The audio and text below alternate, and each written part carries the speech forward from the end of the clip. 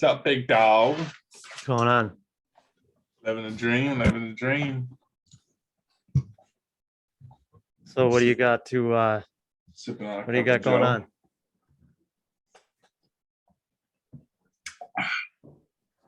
Joe. Oh man, life has been hectic on? lately. Yeah, what do you got going on? Well, I would like to. Did you watch the Joe Rogan experience with Snoop Dogg? No, I haven't. He had a mic just like that. Yeah, echoed. did he? So yeah. Oh, you mean it echo like this? Hold on. Let's see where we at here. He was like, it's the great Snoop Dogg, dog. Oh, Kind of, but it was like yeah. it was like pulsing. Yeah. I don't have the advanced technology of Joe Rogan. No, it wasn't even Joe. It was Snoop Dogg brought his own mic. Oh, did he? That was the humor of it. Yeah, he brought his own mic. That's awesome. So how's your YouTube going? Good, man. Good. Yeah. I've been so did you know that if you do YouTube advertising, the watch hours you get from it doesn't count? No? No, they don't count towards your monetization. If you use YouTube ads, like Google ads. It's just views? It's just the only thing that counts towards your monetization if you use Google ads is your subscribers that you get from it. Oh, really? Yeah, because so your watch hours don't count. Your views don't really matter anyway, because views really equals watch hours. It's the same thing. Mm-hmm. So it's, I don't know, that frustrated me. So what I've started doing is I do it a week of ads just to get my video into the algorithm and boost its search relevance, Yeah. And then after that I cut it off. So I spend like $15. I get like 500 to 1,000 views. I'll pick up a couple of subscribers that way. Mm-hmm. And then that way I'm in the algorithm. I'm in the search box now. Like when people search whatever car I'm talking about, now my video will pop up because I've got views and people have subscribed from the video. So that's been working pretty well. I'm up to 24 subscribers now, baby. Nice.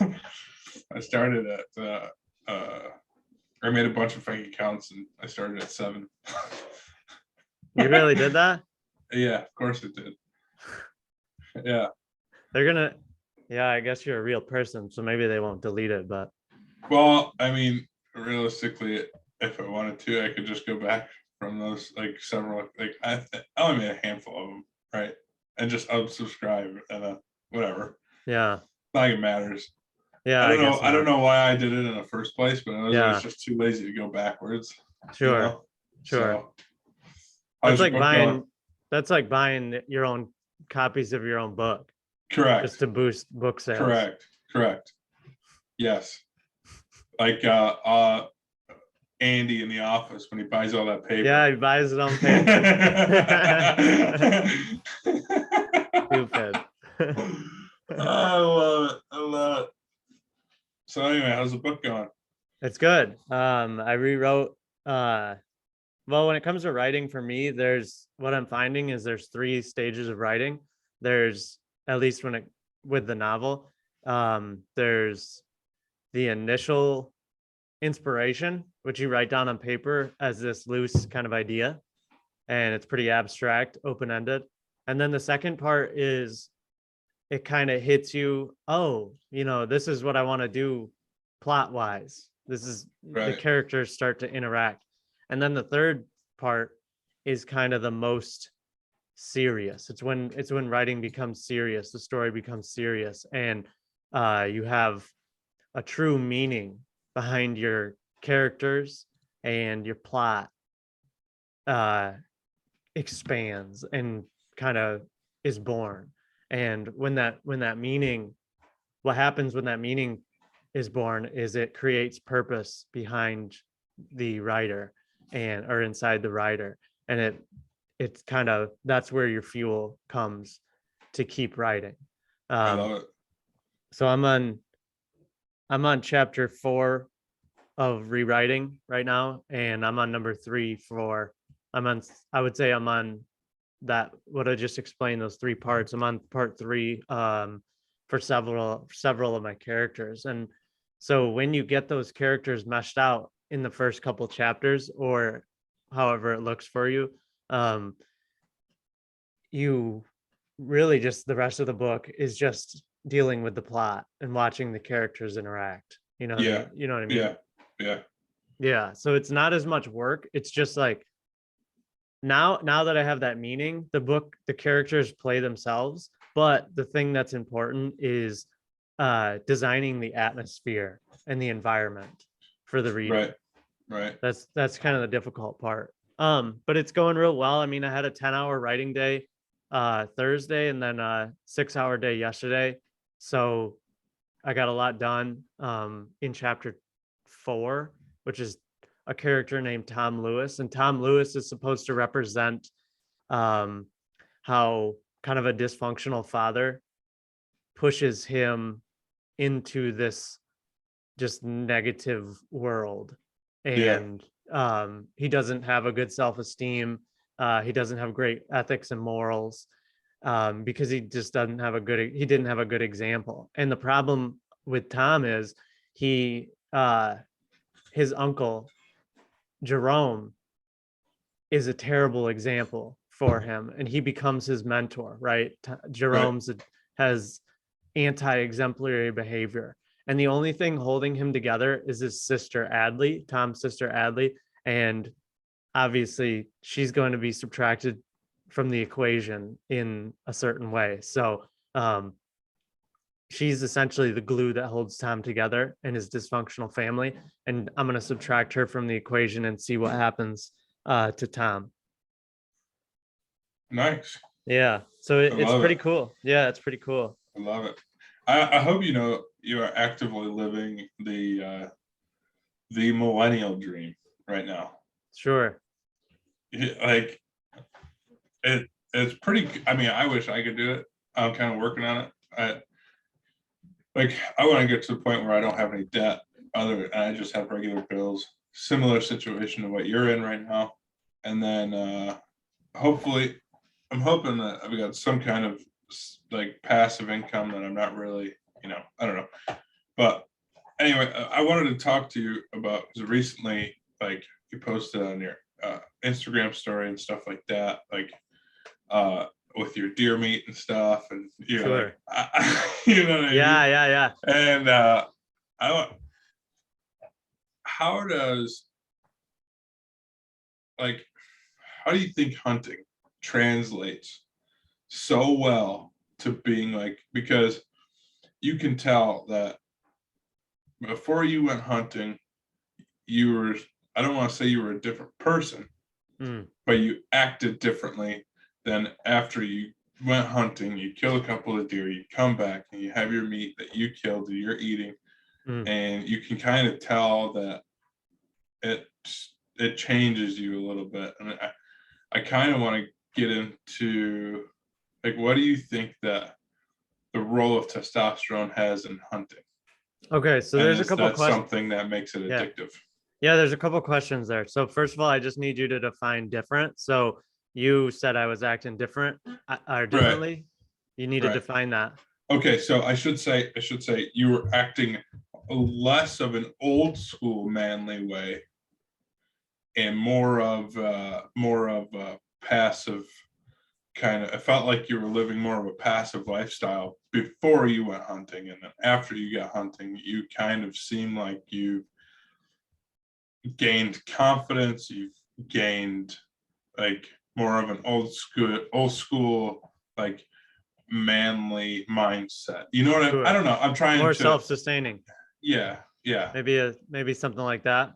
yeah. Well, going to the latter part of your question, I will say that testosterone probably has some to do with a man wanting to go hunt and all kinds, that kind of thing, and sustain himself and his family. I think testosterone has a lot to do with that. But at the same time, um, there's just something to be said these days about knowing where your food comes from and harvesting the food yourself, right? Because I will say the biggest reason I enjoy hunting, there's two. The first is how much challenge it is because I bow hunt. So it's extremely challenging to harvest a deer with a compound bow. I shoot with a compound bow. It's extremely difficult to harvest with a compound bow because there's so many variables that can go wrong, right? Mhm. And I like that challenge because this summer, I mean, on the road to that harvest, I practiced in the summer almost every single day, every single weekend, and uh, you know, if not every day, several days a week. And I was just trying to shoot um almost almost be perfect. But even the most perfect archers aren't great hunters, right? Because there's so many variables, like I said. Anyways, um, when I shot my first deer this year, it was a smaller button buck, which actually counts as a doe in Ohio. So it's not a doe per se, but it's not a buck, right? It's Right. got a It's just a young buck, like a yeah, really young buck. it's considered a button buck, which is under 3 inches. It's under 3 inches antler length. Anyways, when I harvested that deer, I shot it and it was a perfect shot. I knew immediately that it was going to go down. And I pulled my knife out and said, I don't need my tools. This is the only tool I'll need. I was super confident. So I got down out of the tree and I walked over to the deer and I realized what I had done, right? I realized I had shot a button buck, and the button buck is it's the easiest animal to kill in the woods, but it's the last animal on my list to kill. Yeah. Oh, for sure. Yeah. And Yeah. so the feeling that I felt was taking something that didn't belong to me, right? When I saw it laying there in the woods, I was like, and maybe this is really deep and more deep than a lot of people will admit to that they think, but you're taking a life when you're hunting, right? You're killing Mhm. something. You're literally taking a life. In my perspective, you could just as easily kill a human being as an animal because that's how difficult it can be. If you kill the wrong animal, if you do it unethically, kind of thing, at least with my morals. And to answer your question, finally, I will say the latter part. Can you hear that? Yeah, but it's no big deal. Okay. Um, the latter part of that is um, I hold the responsibility for killing my food, right? And Yeah. so many people who don't hunt and they leverage the products of factory farms, they will never hold the responsibility of harvesting their own food. Correct. Yeah. I totally agree with that. So kind of leads me into another question. So ve- vegans, they their their whole thing is like they don't. I don't really know why they're vegans, but a lot of people think it's because, oh well, it's a living animal, and they don't want to harm the living animal, so they'd rather eat plant proteins and stuff like that, which is Sure. fine. But would you not agree that plants are also living things? They're just more vulnerable and easier to kill. Yeah, I would say something like that. But you see, So I would definitely say that. And here's my complicated take on it is there's mushrooms, right? Well, if you watch Fantastic Fungi by Paul Stamets, he explained they explain that mushrooms have this thing called mycelium, and what mycelium is um, it's basically an underground network that connects all plants and rooted things together, and right, that's how trees communicate. That's how different plants communicate right, um, based on their genetic makeup, stuff like that. Mycelium, they say, is the basis of all life on Earth, and so based on a vegan, I don't want to put words in anybody's mouth, but let's just say, and I don't want to straw man the argument, but let's just say you're correct, right? let's just say that vegans don't want to harm animals. However, they do eat vegetables. Well, that's perfectly fine because it seems like you're not taking a spirit away, right? And Right. that's the problem with killing animals. It's hard to kill a beating heart. It's hard to kill a thing that looks like it has a soul, just like us, a spirit, just Right. like us, right? And Right. however, based on my logic before, based on the mycelium facts, plants have just as much of a spirit and a beating heart as a human being and a white-tailed deer. Correct. That's what I was trying to get at, is Mm. because have you seen the video where they plug like a speaker into mushroom? No, Oh, it's crazy. I'll look it up. Like, dude, you gotta look at, so like these guys, they take a, I don't know if it's a special speaker that they made Mhm. or what, that detects a certain frequency, but when they plug it into a mushroom, it makes like actual sounds. I'm not gonna call it music, but it makes Yeah, sounds. the mushroom does. The mushroom does. No There's way. no other things touching this speaker other than the two cords that are going into the mushroom. Really? Right. All right. You gotta look it up. I will. It's pretty crazy. Okay. So, but it's just when I see things like that, I'm like, what's the difference? You Sure. know, Sure. because even if from a standpoint where you're saying, oh well, it's better for the environment, it's not. Mm-hmm. Because if you're going to the grocery store and you're buying all your vegetables, the farmer who farmed all those vegetables is driving his tractor, producing emissions into the environment, right? Mm-hmm. And it's the same, really. Yeah. It is, because Yeah. if you go to a cow farm, Mm-hmm. right, they don't particularly have the larger tractors and combines and all that other stuff. They go out there on their four-wheelers, they grab their cow, they take it in, they kill it, they whatever, process it, take it to their butcher, and then sell the meat. Sure. Granted, large cow corporations that I don't typically agree with, right? Sometimes they can be known to mistreat their animals because they leave them in such close quarters and stuff like that, but that's mass production. Like, people around the world would not have meat if we didn't have some farmers like that. Do I think we have too many farmers like that? Maybe. I don't know the statistics, but maybe. Mm-hmm. But Yeah. there's the individual, like, family farms that have to exist. Hmm. So yeah, I think what you're getting at is you're speaking of monocrop farming, right? It's where they have a single crop like soybeans. Yeah. But here's the problem, Mark. A lot of those cattle farms that you speak of, let's call them bovine factory farms. Mhm. They're fueled by the monocrop farm industry because Mhm. they have to have the grain, right? Right. I would make the argument that um I don't know the data, and that's the tough part. I'm also not making claims, right? However, Right. my intuition tells me that bovine, chick and poultry and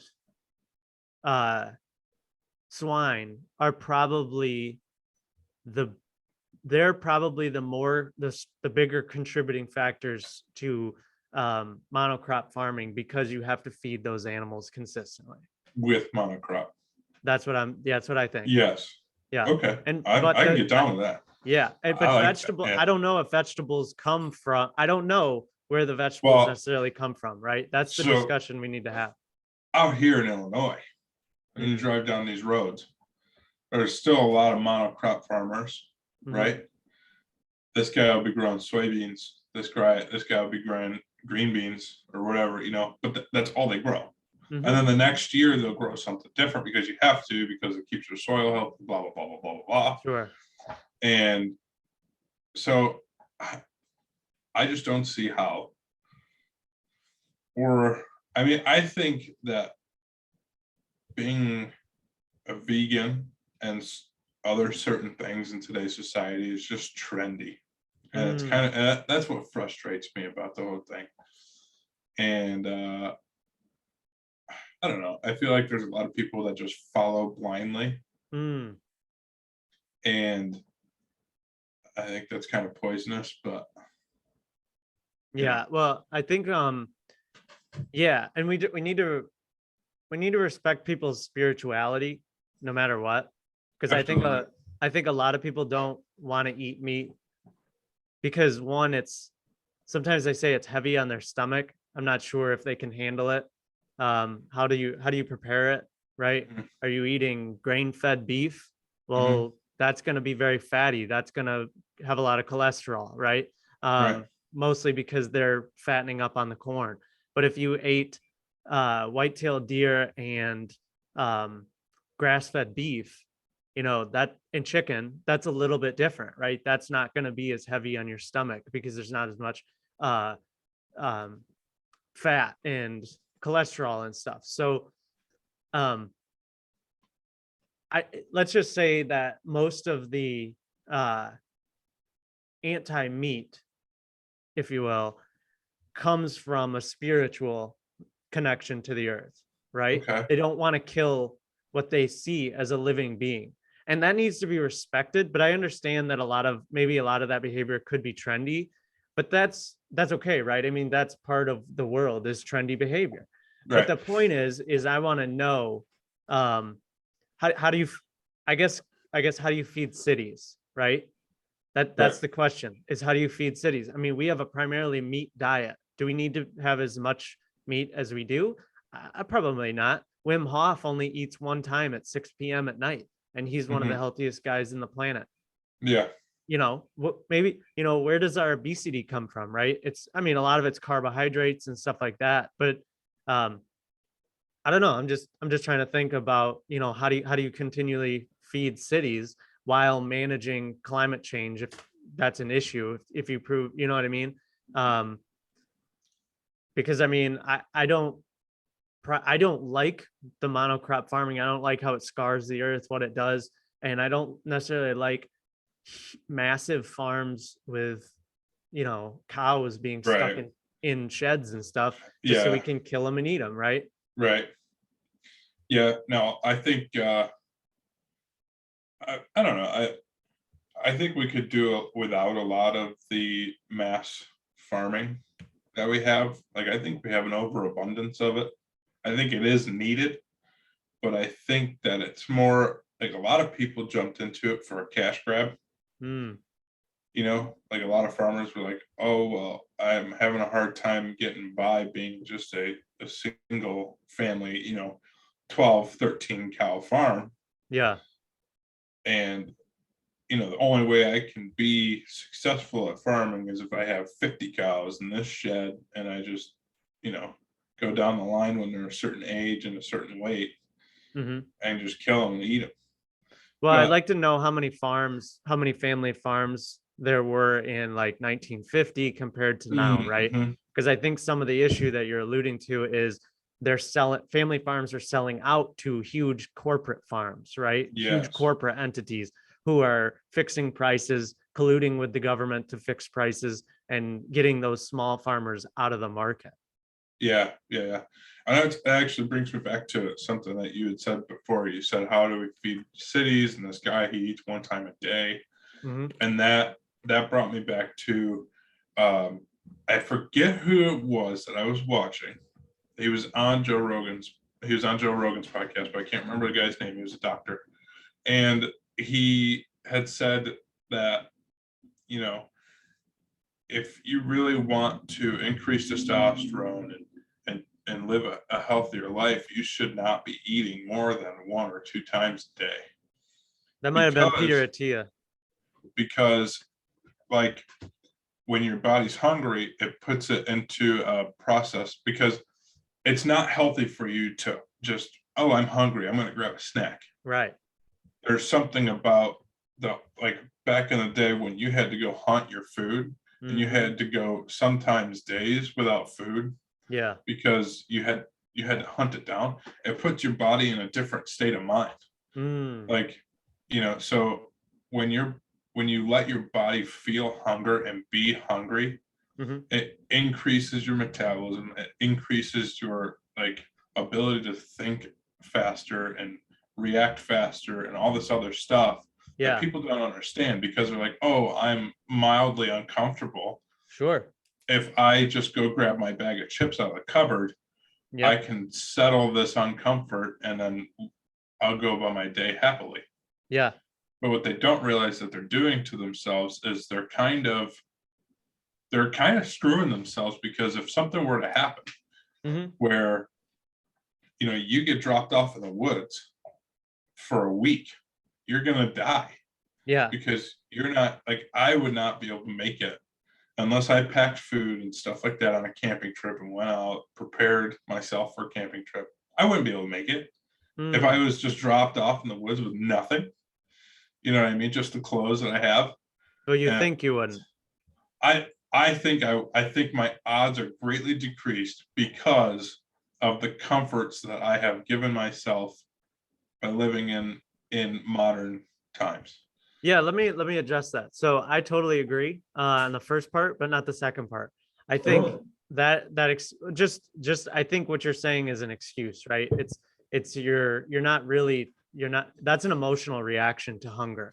And that's the problem with a lot of people is they live with an emotional reaction to everything, right? And that's dangerous because when it comes to food, I think it was Peter Attia who was saying that, but not just Peter Attia, but Wim Hof, as I said before. The things that they believe is yes, we were evolutionarily speaking, we were not designed to be full all moments of our waking hours, Right. right? Because what happens is when you eat carbohydrates or even proteins, if you eat a high amount of calories, it numbs your mitochondria, and the mitochondria are the powerhouse of the cell. So if the powerhouses of your cells are numb and sleeping because you just had a huge meal 3 times to 4 times a day, and not even a huge meal, but you're never feeling hungry, then your Right. mitochondria are sleeping, right? And you're not warding off disease, you're not fighting cancer, etc. Right. Right. Um, and so evolutionarily speaking, no, you're exactly right. But however, people think they can't survive, but the human body is so extremely resilient. And we've forgotten that in our soft, cushy society. And Mhm. the pandemic has exacerbated that as you can't fend for yourself. So you have to take your body can't fend for itself. So you have to take the vaccine. It's like, no, no, Yeah, no. Yeah. and I think, and what I like to do is think so I'm solution oriented, right? So I would say that people need to put themselves in a hunger situation, because if you can be hungry, then you can and deal with it emotionally, then you can deal with anger, then you can deal with fear, Yes. right? And I Yes. think people need to use the tool of intermittent fasting. I think they need to skip breakfast and eventually one day a week skip an entire day's worth of food. Don't eat it all. Oh, Yeah, go a full one day 24 a week, hours. 24 hours without food. Full That 24 hours. is, that's a big challenge right there for a big man like myself. I'm sure it is, but the thing is like if you can deal with your hunger, which your hunger is the most rudimentary, most elementary desire you have, right? It's the Yes, lowest besides it is. sexual desire, like wanting to Yes. spread your genetics. It's the lowest. And if you can resist that, you can almost deal with anything in life. Ooh, where do you rank the need to itch? Hmm. That's I think it's very that's a high one, I mean, the because desire you can no, I would I say it's just like a cramp. Like oh it's there, but if you wait and no, you take deep breaths, it'll go away. Itches are in no, your head. Yes, itches are in your head. And come I'll tell you why. on. I'll tell you why. I'm very allergic to poison ivy. And what happens when does poison ivy itch the most? Is it at noon when I'm hustling during the day? No, it's at night when I'm sleeping in bed and I'm warm and I'm not doing anything with my mind. It's when my mind says, "Oh, you need to focus on something. Okay, Focus on that itch." okay, Right? okay, okay. I like that. I can settle with that, but I think it's pretty high. It's Like pretty high. if you It's got a mosquito bite, it's pretty sure. difficult not to itch stuff, because Well, it's if we're it's talking like easier than annoyance, eating. Yeah, Mm. it's easier than eating, Mm. and it's more of a disturbance than being hungry. Yeah, yeah. But if we're talking disturbing, annoying, that kind of stuff, irritating, then yeah, itch is very high. I don't know if I would do itch or hunger, but they're very close. Oh man, that's Is it hard awesome. to stave off hunger or itching? Itching, dude. No, I it's can, not because food. I can go hours without eating. But if I had an itch for hours, Oh, no way. that's what I meant. Yeah. Yeah, It's easier to stave off food, hunger. correct, correct. Yes. That's Yeah. yes, that's what Okay, I'm cool. saying. I think it's easier to not eat than it is to not scratch, for Yeah, I sure. agree. All right, so I got a few more minutes. So I want to go into I talked about my story. I want to talk about health and fitness and how we've evolved. Um Actually, the last thing is going to segue into that. I don't know if you've ever read the Matthew McConaughey's autobiography Green Lights. Sure have. Yeah, and so when he was preparing for the role in Dallas Buyers Club, I can't Mhm. remember the dude's name, but he had AIDS and he went to Mexico to find the cure and or the treatments, Yep. and then he came back, etc. So when he was in that role, he said, I think he said he got down to 120 pounds with 2% body fat. He was only eating, I think he was eating fish fillet in the morning, like not like a McDonald's fillet, but like sliced Chick-fil-A. fish.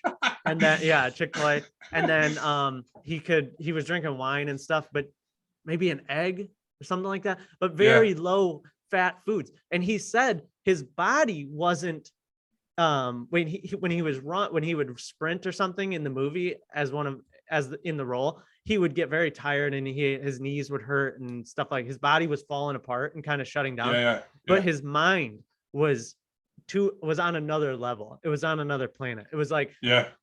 and I think that's because his mitochondria in or the His nervous synapses in his system. brain Yeah, were just like firing. There was yeah, nothing in its way, right? And yeah, food is one of those things that just gets in your way, you yeah. know. And if you can get around hunger, and it's hard for me, for example, because I like weight, right? I like having weight, and the less I eat, the more muscle I lose, the more weight I Mhm. lose, and that's hard because I like my aesthetics, but my mind works much better when I'm hungry.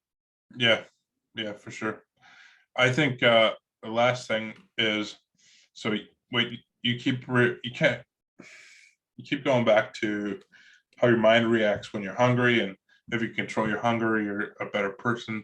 Mhm. Well, this other guy that Mr. Rogan had on his podcast that said, I'm terrible with names, so I never remember any names, but he said that, you know, uh, a, a non-aggressive man or like a passive man is not a good man, but Mm. a man who knows how to control his anger and his emotions to know when it's appropriate to use them is a good man.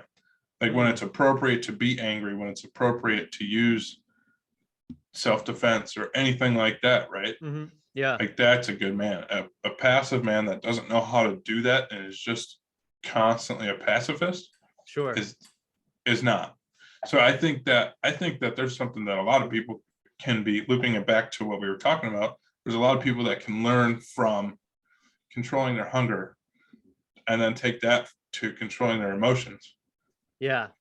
and learn the appropriate way. I think that I don't know, I think there's ways to make a pacifist a person who's, you know, able to control their emotions.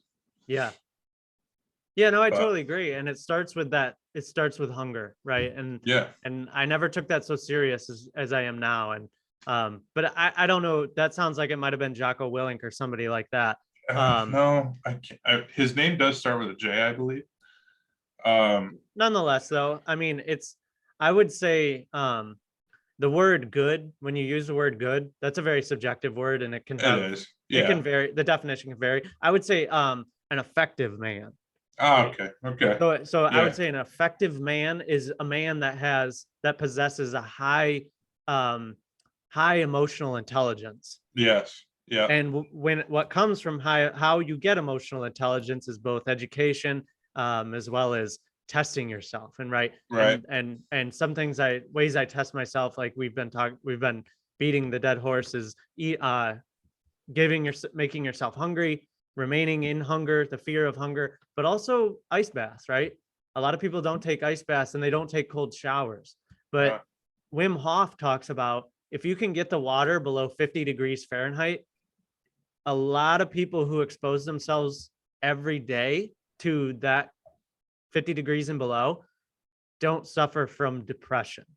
He thinks that there's a lot of people that could never experience depression again if they focused on cold treatment as a therapeutic.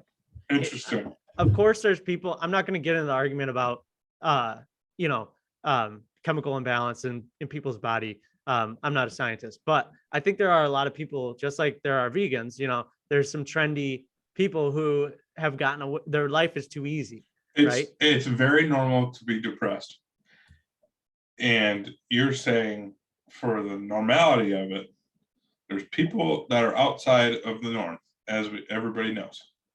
But as for the normality of it, between you guys like you and I, people like Shyla and her friends and stuff like that, just normal everyday people, can avoid potentially depression by taking sub 50 degree showers. Sure. As the way I would put it, right? Because there's always going to be people outside. There's always going to be people outside the box that we're talking about here. Societal norms is what maybe, but what is that? I don't like those subjective descriptions, because they can always change based on whoever is in power or whoever controls the narrative, right? Correct. What is normal? What is the normal? If you expose every single person to this therapeutic, cold showers, regular exercise, and I'm adding some regular exercise and a healthy diet, that's a subjective term, but like a low carbohydrate diet, I think most people will not feel long-term depression. Okay. I can get behind that. And the majority of your core study group. Yeah. Because people feel sad, right? You can feel down, right? You have bad. Yeah. I personally call them low energy days, where I just don't feel like doing anything. And it's probably because I'm on my bad habits. I'm off my good habits, right? Off my good routine of good sleep, cold showers, stuff like that. And or alcohol was involved or something like that. That'll put you in a low energy state. Actually, so I've been doing sober November. Me and Emma have been doing sober November. Oh, nice. Yeah, so we're 20 days without any booze. I feel great. I might not go back to it. Oh, hey, there's a lot of people that don't. It's useless to me right now. Yeah. There's a lot of people that just don't go back to it, and they just go to cocaine instead. It's cool. No, I'm playing. Yeah. I'm kidding. I was thinking mushrooms, ayahuasca. Yeah. Yeah. Oh man, that stuff scares me to death, because I don't want to know what my brain is really thinking, dude. That's the magic of it, though. I'm kind of scared of myself, to be honest. But that's the good thing about ayahuasca, is it's not that long. It's a 2-hour thing, and like depending on your dose. But if you go to a professional, they give you a dose that it's only like 2 hours, and then it's done. It's like a short nightmare. If it's bad, if it's difficult, right? Yeah.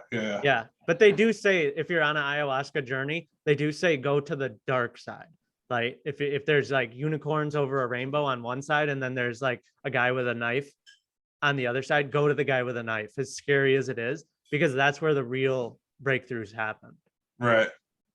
Interesting. Yeah. I don't want to keep you too long, because I know you said you wanted to get out of here, but yeah, we got a charity event to go to. The last story I've heard about somebody doing mushrooms is he took like three mushrooms or something like that, right? 3 pieces, and all of a sudden he just had like a blanket of dead bodies over top of him, and he couldn't move. Yeah. And I was like, he might have been taking psilocybin. Yeah, that's a different one. Yeah, that was, ayahuasca is a little bit different than psilocybin, but yeah, nonetheless, they're hallucinogenics. yeah. All right, man. Well, I won't keep you. Sure. So No, good chat. We'll have to. I really want to talk more. I think I could have I went. know. Me I could have too. went 2 more hours today. I know. Me too. I got a lot more to talk about, but we'll save it for, we could do it next week or something. I don't Yeah, know. or whenever. Well, not next week because my family's coming out, but yeah, we'll figure something out. We'll get All right. we'll get time scheduled. All right. Talk to you later, dude. See you, man. Peace.